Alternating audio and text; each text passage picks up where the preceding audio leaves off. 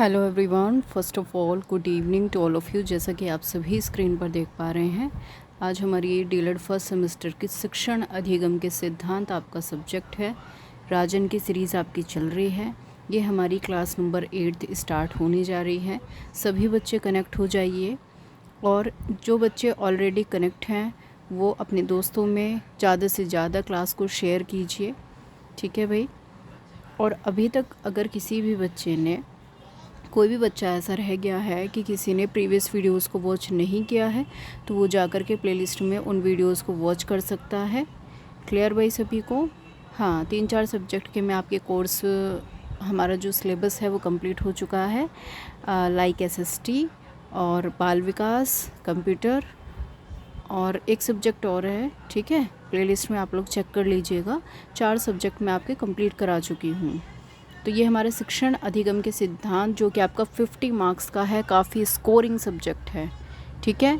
50-50 marks के आपके 3 paper होते हैं। एक है आपका बाल विकास, दूसरा है शिक्षण अधिगम के सिद्धांत, और तीसरा है आपका सामाजिक अध्ययन। तीनों ही स्कोरिंग है, तीनों में अच्छे से मेहनत करिए तो आपका 90+ स्कोर बिल्कुल होगा, 101%, ठीक है। मेरी बात को कहीं मार्क कर लीजिए, लिख लीजिए। चाहे अगर आप 50 मार्क्स वाले पेपर में अच्छे से मेहनत करते हैं तो आपका बिल्कुल बढ़िया स्कोर होगा यहीं से।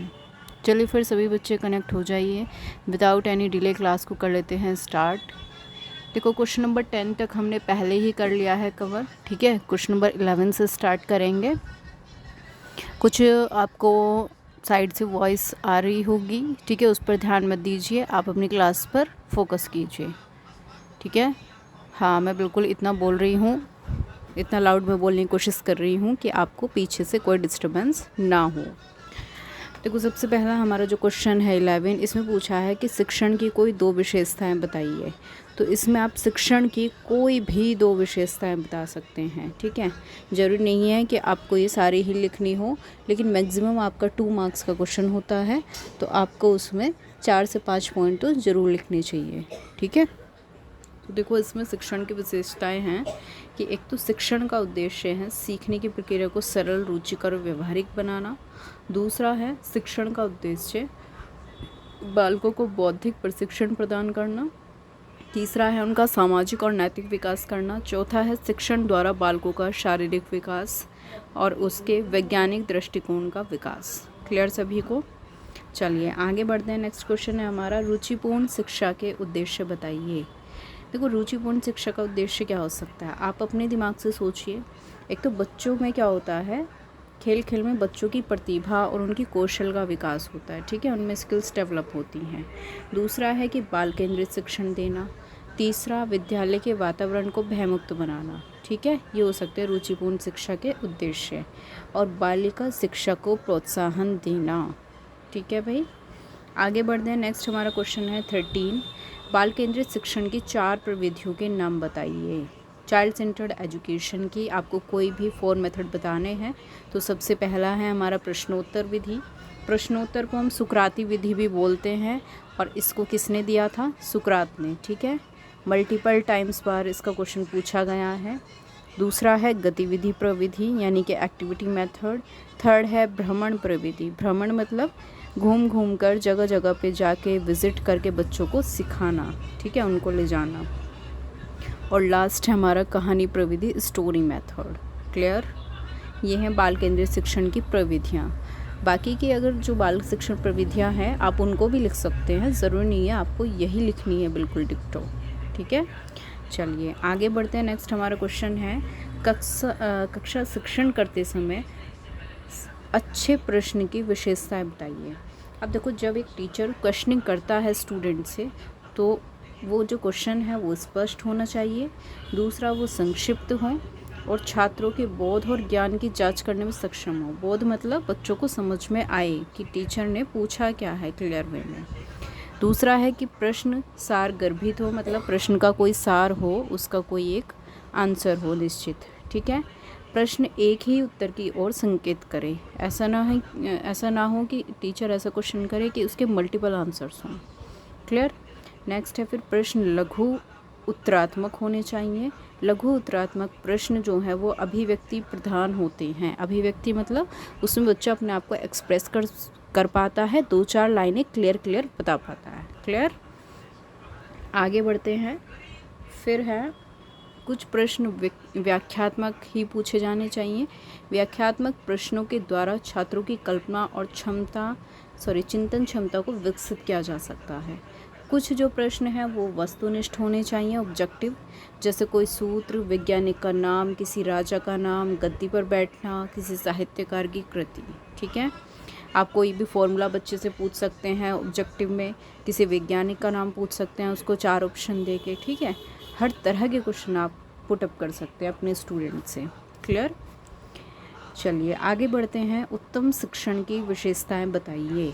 तो उत्तम शिक्षण होता क्या है? सबसे पहली बात देखो, उत्तम शिक्षण द्वारा एक तो वांछनीय सूचनाएं देना। ठीक है, शिक्षा जो है, शिक्षण वांछनीय सूचनाओं को, मतलब जिसकी बच्चे को ज़रूरत है, उसको नीड है, और ये कह दो कि बिल्कुल मस्ट है कि बच्चे को वो सूचना देनी ही चाहिए, उस तरह की सूचना देने वाला शिक्षण होना चाहिए। फिर है दूसरा, शिक्षण सिखाना है। ठीक है, शिक्षण ऐसा हो जो बच्चे की रुचि, योग्यताओं, क्षमता और आवश्यकताओं को समझे, उन्हीं के अनुसार उसका मार्गदर्शन करे। बिल्कुल सही बात है। सबसे पहला कर्तव्य टीचर का होता है कि बच्चे की इंटरेस्ट, बच्चे की कैपेबिलिटीज़, उसकी एबिलिटीज़, उसका इंटरेस्ट किस चीज़ में है, इन सभी चीज़ों को देखना, उसके अकॉर्डिंगली ही उसको शिक्षण देना। क्लियर? आगे बढ़ते हैं। नेक्स्ट है चुने हुए तथ्यों का ज्ञान। शिक्षण के द्वारा छात्रों को शैक्षिक और लाभप्रद तथ्य बनाने चाहिए। ठीक है, चलिए आगे बढ़ते हैं। नेक्स्ट है फिर सहयोग पर आधारित। उत्तम शिक्षण छात्र और शिक्षकों के सहयोग पर आधारित होता है। ठीक है, उसमें छात्रों की भी भागीदारी हो और उतनी ही शिक्षकों की भी हो। प्रजातंत्रीय यानी कि डेमोक्रेटिक होना चाहिए। प्रगतिशील यानी कि जो अच्छा शिक्षक है वो बालकों के पूर्व अनुभव को ध्यान में रखते हुए नवीन ज्ञान प्रस्तुत करता है। देखो ये की पॉइंट है टीचिंग का। आप एक अच्छे शिक्षक तभी कहलाएंगे तब आप अपने बच्चे की प्रीवियस नॉलेज को चेक कर लेंगे। ये नहीं है कि आप आए क्लास में और आपने पढ़ाना स्टार्ट कर दिया किसी भी न्यू टॉपिक को उठा के, बिल्कुल नहीं करना है ऐसा। ठीक है, अगर आप एक अच्छे टीचर बनना चाहते हैं तो सबसे पहला आपका कर्तव्य है कि बच्चे की प्रीवियस नॉलेज को चेक कीजिए। आपने जो कल पढ़ाया था वो बच्चा बता पा रहा है कि नहीं बता पा रहा है, तब जाके आप उसे कोई न्यू टॉपिक बताइए। नेक्स्ट है फिर गुणवत्तापूर्ण। उत्तम शिक्षण जो है वो गुणवत्तापूर्ण यानी कि क्वालिटेटिव होना चाहिए। निर्देशात्मक, उत्तम शिक्षण में बच्चों को निर्देश दिया जाता है। और लास्ट है हमारा निदानात्मक और उपचारात्मक। आज हम वस्तुनिष्ठ परीक्षाओं के द्वारा बच्चों की योग्यता, क्षमताओं और सांवेगिक विशेषताओं का पता सरलता से लगा लेते हैं। ऐसा शिक्षण ही निदानात्मक और उपचारात्मक बन जाता है। ठीक है, वस्तुनिष्ठ मतलब जितने भी आपके कॉम्पिटिटिव एग्ज़ाम्स हैं उसमें भी आपके कैसे क्वेश्चन पूछे जाते हैं, ऑब्जेक्टिव पूछे जाते हैं। तो इससे बच्चे की क्या पता लगता है, उसकी स्ट्रेंथ पता लगती है, उसकी क्षमताओं का, उसकी एबिलिटीज़ का, उसकी कैपेबिलिटीज़ क्या है, बच्चे का लेवल क्या है ना। ये सब चीज़ें चेक करने में क्या होता है, सहायता मिलती है एक टीचर को, और तभी जाके वो निदानात्मक और उपचारात्मक शिक्षण बन जाता है। क्लियर सभी को यहाँ तक? अगर आपको क्लास अच्छी लग रही है, समझ में आ रहा है, तो दोस्तों में लाइक शेयर करने में कंजूसी मत कीजिए बिल्कुल भी। ठीक है, मुझसे जितना भी मन पड़ेगा आपके लिए बिल्कुल जान लगा दूंगी मैं। ठीक है, हाँ, कर्तव्य आपका है मेहनत करने का। ठीक है, बाकी की गाइडेंस मेरी जिम्मेदारी है। ठीक है भाई, चलिए फिर मिलते हैं नेक्स्ट क्लास में। क्वेश्चन नंबर 16 से हम करेंगे स्टार्ट। तब तक के लिए सभी को गॉड ब्लेस यू। सभी खुश रहिए, मस्त रहिए, पढ़ते रहिए। मिलते हैं नेक्स्ट क्लास में। तब तक के लिए bye bye. Thank you so much. Thanks for watching.